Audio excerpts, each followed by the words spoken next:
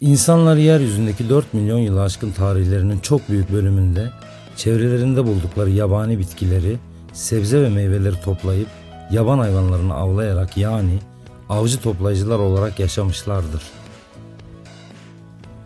10 bin yıl öncesinde ise yavaş yavaş bitki yetiştirmeye başlamış ve hayvanları evcilleştirerek yerleşik hayata geçmişlerdir. Tüm bu zaman zarfında bütün ihtiyaç duydukları şeyleri ya savaşarak elde etmişler ya da takas yöntemi kullanarak alışverişlerini yapmışlardır. Ancak M.Ö. 7. yüzyılda Anadolu'da hayatını sürdürmüş olan kavimlerden Lidyalılar parayı icat edince işler değişmiş ve takas usulü alışveriş sona ermiştir. İnsanoğlunun küçük topluluklar halinde yaşamaya başladığı günlerden bu yana giderek kalabalıklaşan toplumların ve binlerce yıllık uygarlığımızın gelişmesindeki en önemli etkenlerden bir tanesi de kişilerin becerilerini sergileyerek ortaya çıkardıkları mesleklerdir. Bu mesleklerden bir bölümü zaman içinde yok olup giderken bir bölümü de günün ihtiyaçlarına göre değişerek farklılaşmıştır. Haliyle takas yöntemiyle alışverişin kalmadığı dünya düzeninde insanlar para kazanabilmek için tüm marifetlerini kullanmak zorunda kalmışlardır. Daha küçücük yaştaki çocuklara büyüyünce ne olacaksın soruları gencecik beyinlere işlenmiş ve dönemin popüler meslekleri olarak görülen doktor ya da mühendis olacağının cevabı ezberletilmiştir.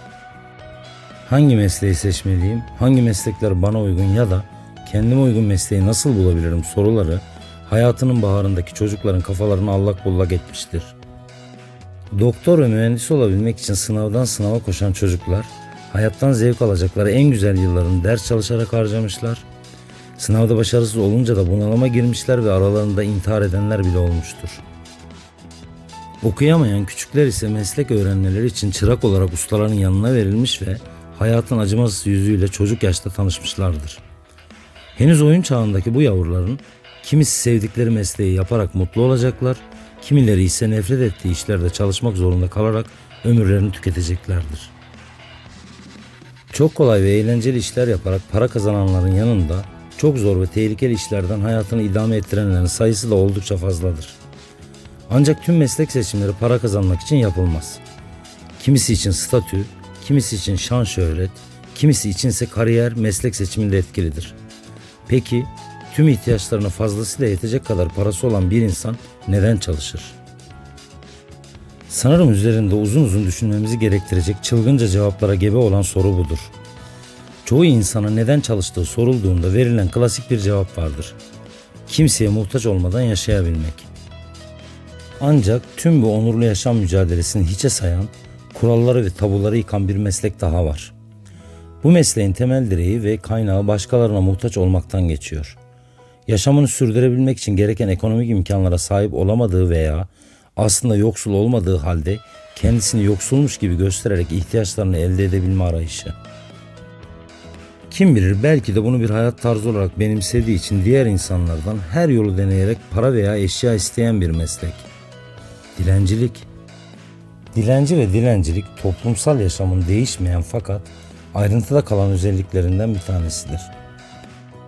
17. ve 18. yüzyıllarda İngiltere'de ve Fransa'da nüfusun %10'u, 1736'da Osmanlı'da nüfusun %1'i dilenciymiş.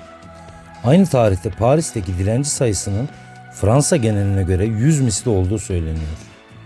19. yüzyılın ikinci yarısında modernleşme sürecinde Osmanlı'da da tablo değişmeye başlıyor. Şimdiki dönemde ise hemen hepimizin günlük hayatında karşılaşıp vicdanımızla savaş verdiği ve büyük çoğunlukla dilencilerin galip geldiği yüzleşmeler yaşantımızdan eksik olmuyor. Nihayetinde kendilerini aç ve çaresiz olarak gösteren profesyonel dilencilerin bu yolla tahmin edilemeyecek kadar büyük gelir elde ettikleri yetkililer tarafından vurgulanmaktadır. İnsanları çok iyi tanımış ve onların iyi niyetinden nasıl faydalanacağını öğrenmiş olan bazı usta dilenciler, kurbanlarını nasıl kolayca manipüle ederek zengin olabileceğini fazlasıyla iyi öğrenmiştir. İşte bunların en ünlüleri.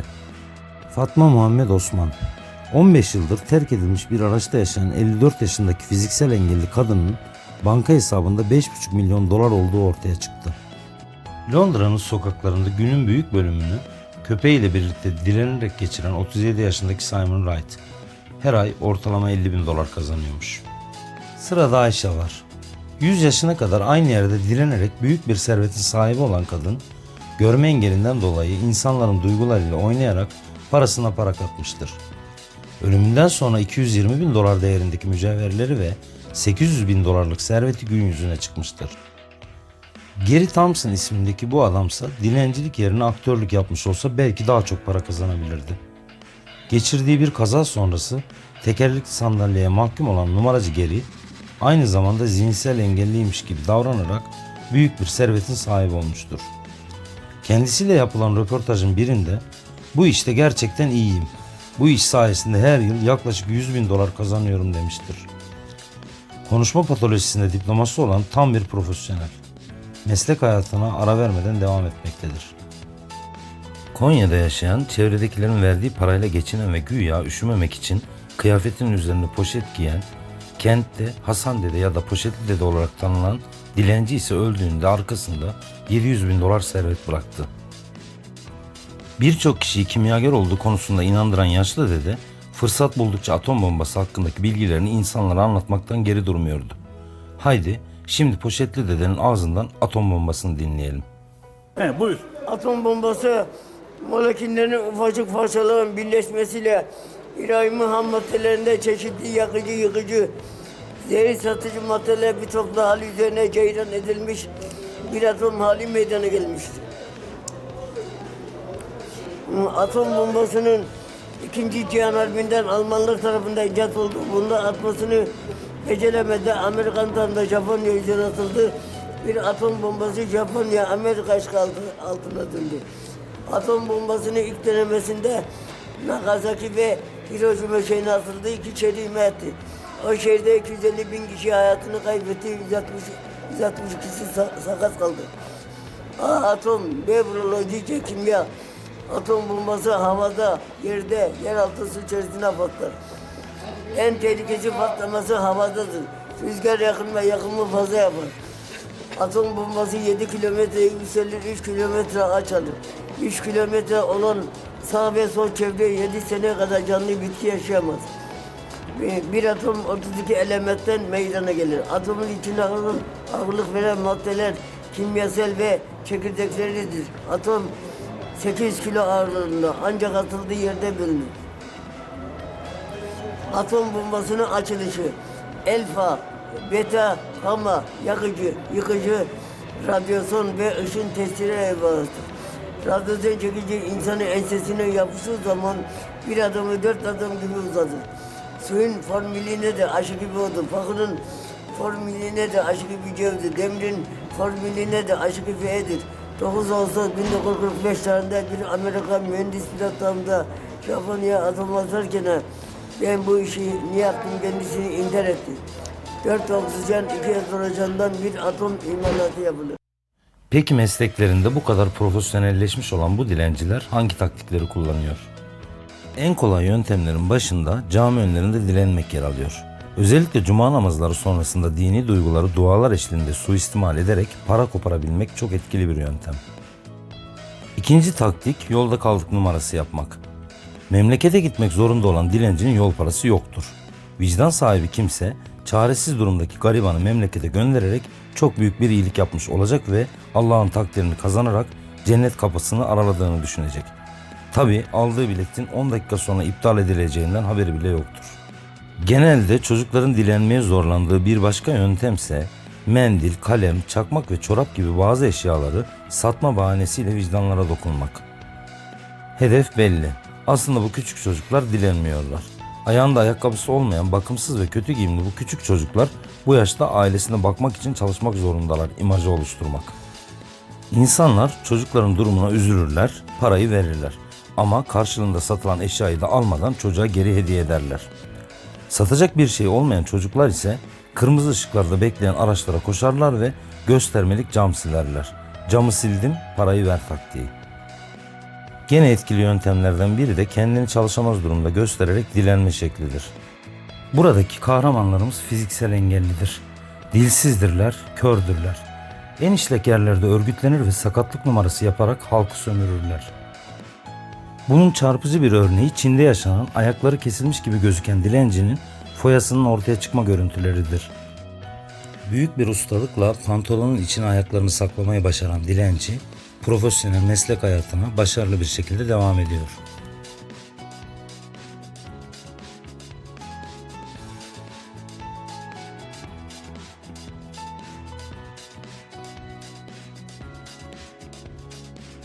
Görüntüdeki zavallı adam da bütün gün boyunca sürünerek geçirdiği mesaisinin sonunda kazandığı paraları büyük bir iştahla sayıyor.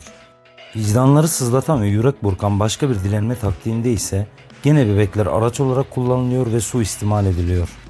Para kazanmak için denenmedik yol bırakmayan dilenciler bazen oyuncak bebeği kundağa sararak gerçek bebek süsü veriyorlar. Bazen de çocuklarına uyku ilacı içirip uyutarak çocuğun hasta olduğunu söyleyip para istiyorlar.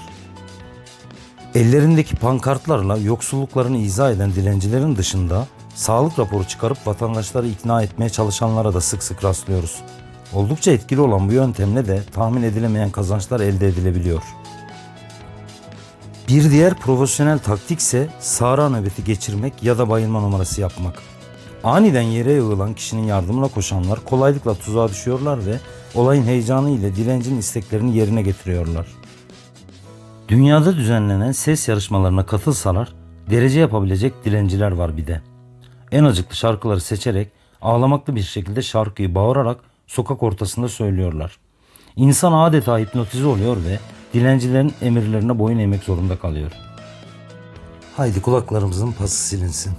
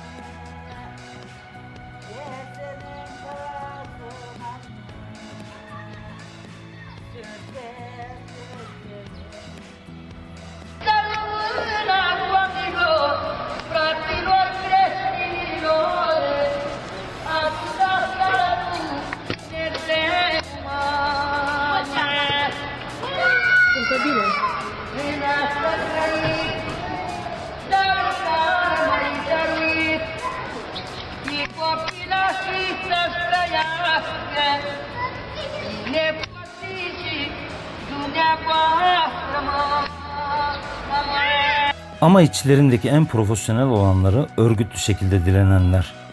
Bazı din ve mezhepler adına gruplaşarak halktan yardım talep eden sözde cemaat ve vakıflar bunlar.